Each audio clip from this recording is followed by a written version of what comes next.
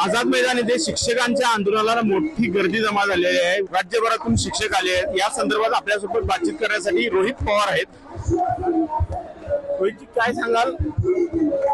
रोहितजी काय सांगाल, या आंदोलनाला आता काय सरकार मागण्या मान्य करणार आहे की या आंदोलनानंतर आता काय इथून पुढे काय? लोकांची जी संख्या आहे ती बघितल्यानंतर तुम्हाला सुद्धा जाणवलं असेल सरकारला मागण्या मान्य कराव्याच लागतील।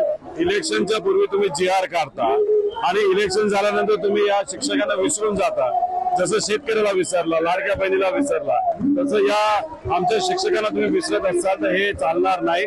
आम्ही काल महाजन साहेब आले होते, त्यांच्यावर सुद्धा प्रेशर आहे। आता आम्हाला अधिवेशनामध्ये जयंत पाटील साहेब पटोले साहेबांनी जेव्हा मुद्दा मांडला तेव्हा मंत्री महोदयांनी उत्तर देत असताना मुख्यमंत्री उपमुख्यमंत्र्यांवर लगेचच बैठक होईल असं सांगण्यात आलेलं आहे। अपेक्षा आहे, पण हा आकडा वाढेल। काल 12,000 होता, आज 11,000 आहे, उद्या 25-30 हजारावर जाईल। हा वाढतच जाईल, हे परवडणार नाही या सरकारला। म्हणून आजच्या आज हा निर्णय घेण्याची जरूरत आहे।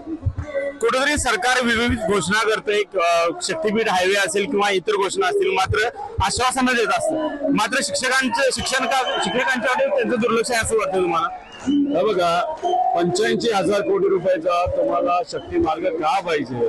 कारण का त्याला ऑलरेडी तिथं आपल्या गडकरी साहेबांच्या माध्यमातून नॅशनल हायवेच्या मदतीने त्याला जोडून एक मोठा रोड तिथे झालाय। 2 महिन्यात तो कम्प्लीट होईल। तो रोड आत्ताच नीट चालत नाही, म्हणजे त्याच्यात वाहतूक कमी आहे।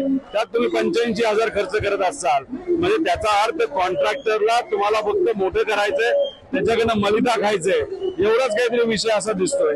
त्यामुळे आमचं मत आहे, कॉन्ट्रॅक्टरला जगवण्यापेक्षा या गरीब लोकांना, शेतकरी, कष्टकरी, आमचे शिक्षक, हे विद्यार्थी आणि माता भगिनींना जगवणं आणि मदत करणं जास्त महत्वाचं आहे।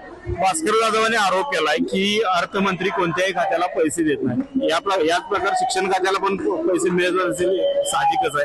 त्याबद्दल तुम्ही काय म्हणता? पूर्णपणे हे सरकार जबाबदार आहेत। मुख्यमंत्री, दोन्ही उपमुख्यमंत्री या गोष्टीसाठी जबाबदार आहेत।